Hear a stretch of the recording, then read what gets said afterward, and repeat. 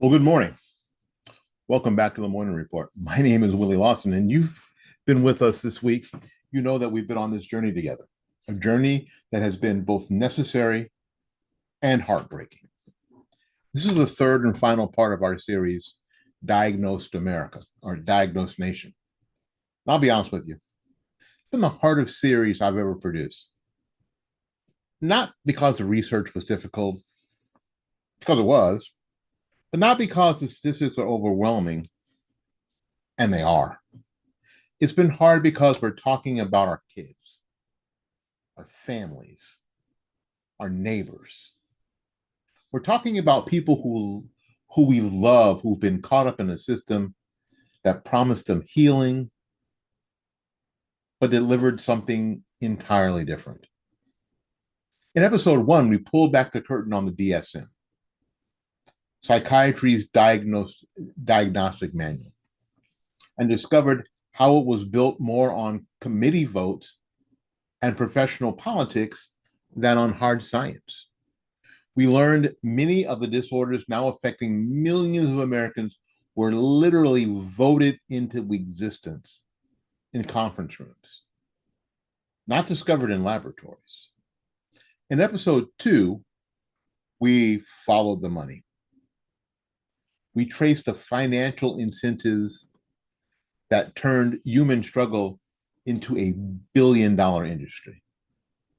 We saw how pharmaceutical companies, insurance companies, schools, and even well-meaning therapists all benefited from an ever-expanding definition of mental illness. But today, we talk about the cost that doesn't appear on any balance sheet. The cost not measured in dollars, but in broken dreams, fractured families, and lost hope.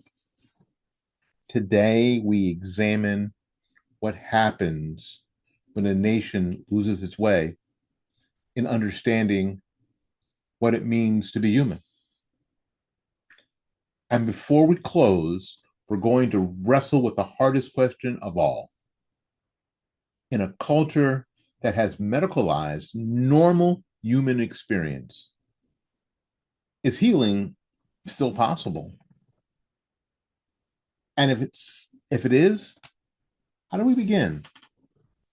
Friends, what we're going to discuss today isn't about mental health policy. It's about the soul of America itself. So pour yourself a second cup of coffee and settle in.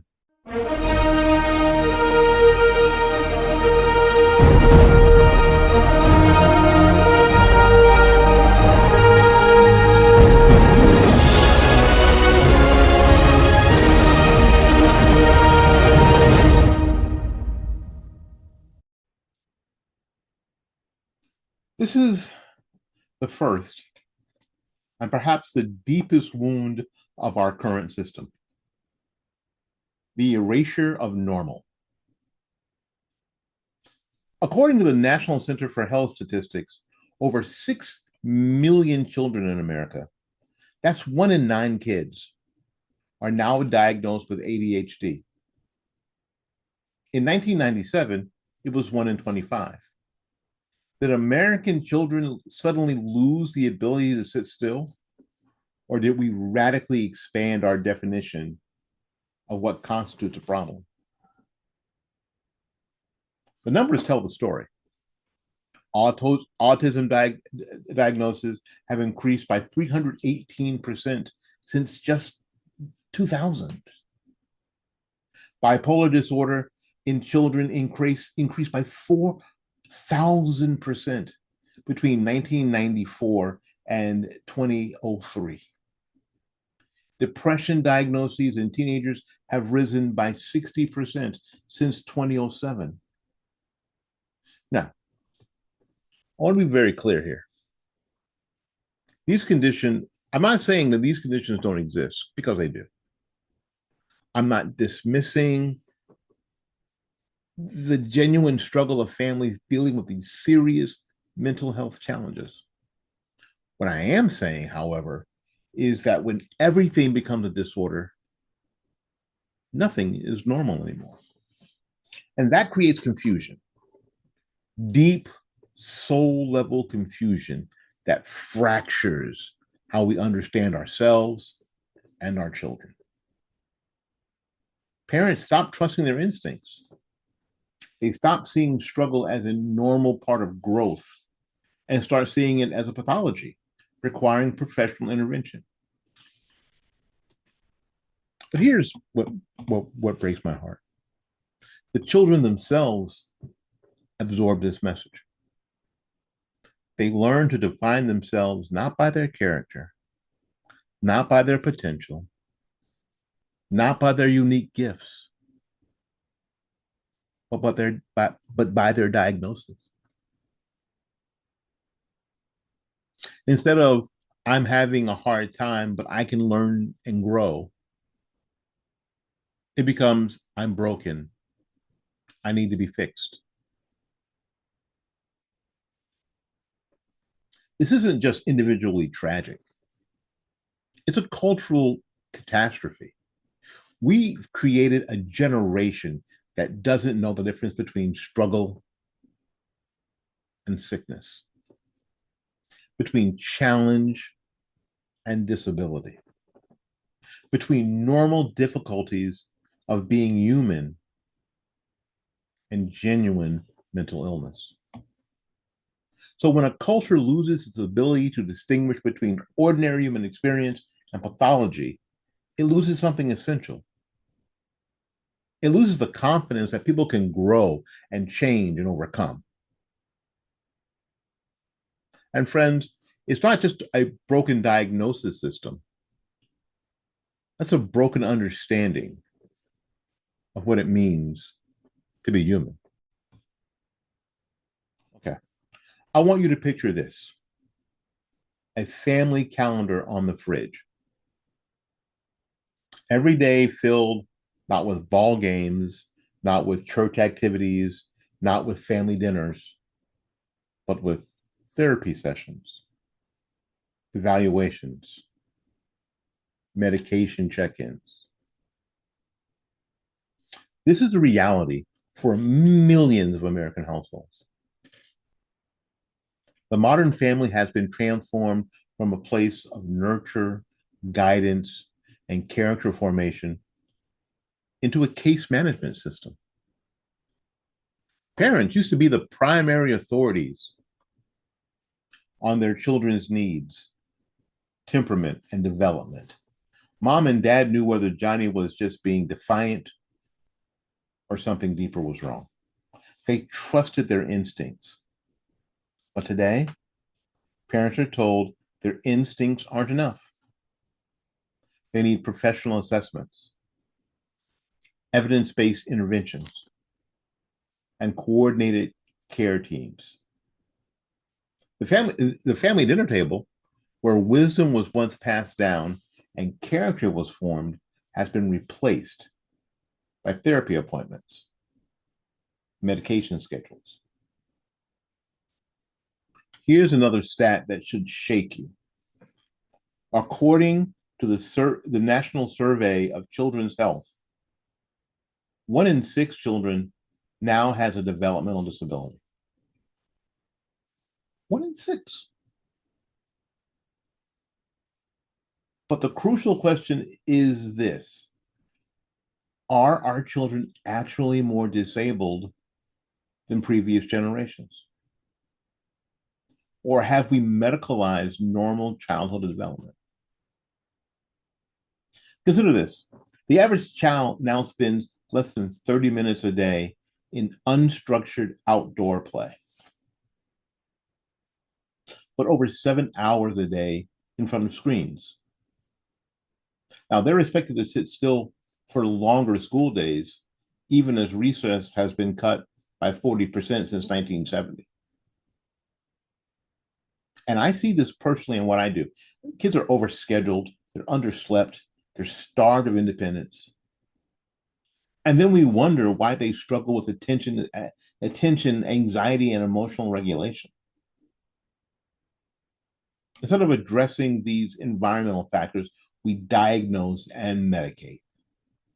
Instead of recognizing that children need movement, nature, unstructured play, and clear boundaries, we create treatment plans. What's the result? Parents who once saw themselves as guides and teachers now see themselves as caregivers for their damaged children. The confidence of past generations has been replaced by anxiety and dependence on experts. And the children, they absorb the message that they're too fragile, that they're too broken, they're too complex for their own parents to understand. So the natural hierarchy of family, where parents provide wisdom, security, and direction, it crumbles under the weight of professional interventions. This isn't just changing how families function, it's changing what families are for.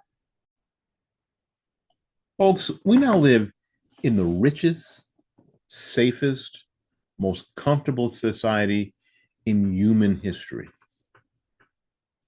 Yet we're raising a generation that believes they need trigger warning for challenging ideas, safe spaces for uncomfortable conversations, and therapy animals to cope with the stress of exams.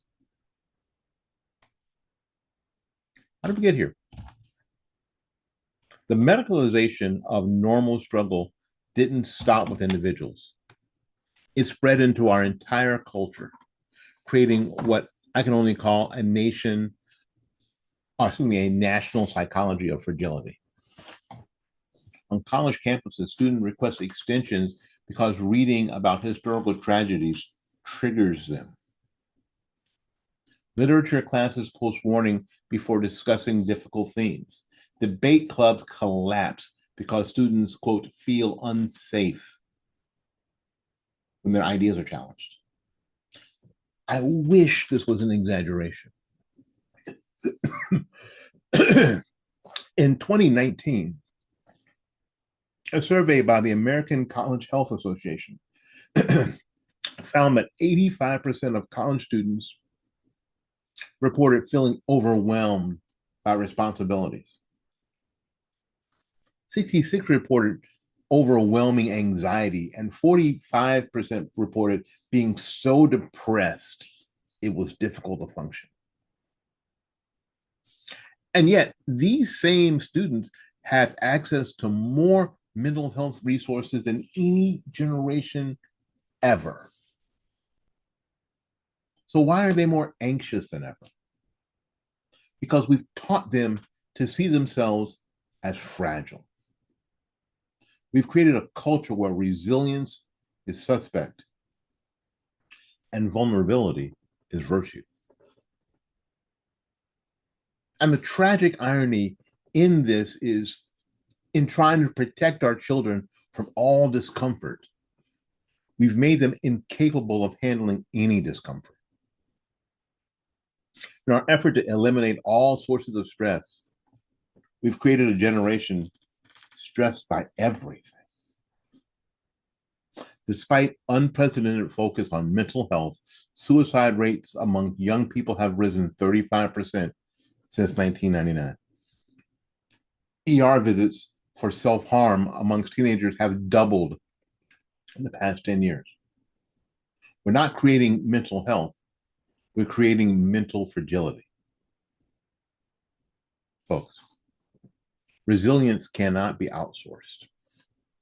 Courage cannot be medicated.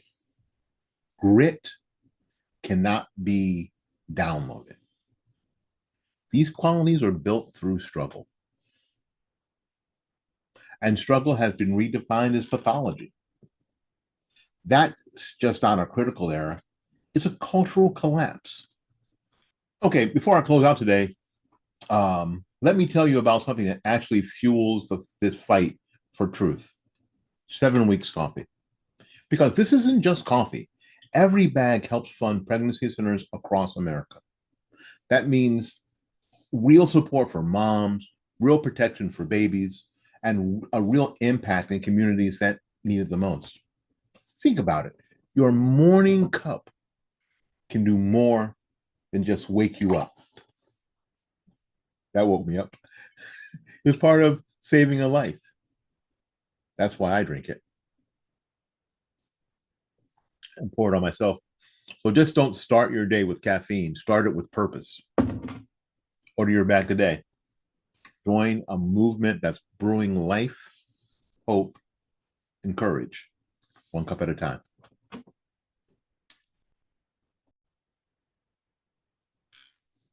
Okay, so the question is this: can we recover? Yes, but not by waiting on Washington, not by waiting on the DSM, not by waiting on big pharma. Healing begins when we reclaim these four things. Write them down. We must reclaim the language of normal. Struggle is not always sickness, and sadness is not always disorder. Okay? Re-empower families. Parents must reclaim their authority and trusting their God-given instincts. Number 3, restore meaning and purpose. Much of what we call illness is really emptiness. You can't medicate meaning. 4, rebuild resilience. Stop rewarding fragility. Start expecting strength. America's psyche is wounded, but it's not dead.